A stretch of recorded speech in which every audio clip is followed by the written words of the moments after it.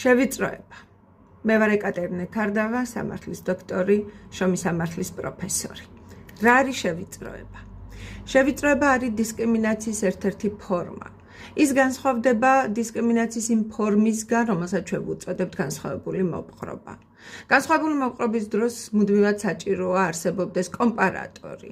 ანუ ვისთან შედარებით მოექცნენ დასაქმებულს ცუდად, არახელსაყრელად და ასე შემდეგ. ანუ შესადარებელი სუბიექტი აუცილებელია. მაგრამ შევიწროების დროს ეს არ არის მნიშვნელოვანი. დამსაქმებელი ვერასოდეს ვერ მიუთითებს იმაზე, რომ აი მე ვექცევდი ყველა დანარჩენს კარგად, იქ 99% დასაქმებულებს და იმ ერთს როგორ მოვექცეოდი ცუდადო. ეს არ მოქმედებს შევიწროების დროს. შევიწროების ბუნება ასეთია, რომ დამსაქმებელი დასაქმებულს ექცევა მტრულად, მიზანი აქვს ასეთი, შეურაცხყოფას აყენებს, ღირსების შემლახველ მდგომარეობაში აყენებს. ეს საკანონმდებლო განმარტებებია, ხოლო პრაქტიკაში ეს კიდევ ბევრი კრიტერიუმითა და ფაქტით დასტურდება.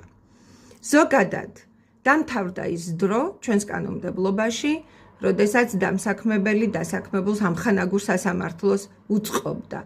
როდესაც მთელი დასაქმებულთა კორპუსიც დამსაქმებლების გვერდით იდგნენ და ერთობლივად კიცხავდნენ დასაქმებულს. დიახ, პრაქტიკაში ეს ხდება, რაც მიუთითებს იმაზე, რომ ჩვენი საზოგადოება ჯერ კიდევ არ არის თავისუფალი, ჯერ კიდევ ძლიერის გვერდით დგას და არ იცავს თავისივე მსგავსის უფლებებს, პატივს არ სცემს თავისივე მსგავსის უფლებებს, მაგრამ კანონმდებლობაში ნამდვილად დასრულდა ეს დრო. ასე რომ შევიწროებისას არ არის საჭირო კომპარატორი.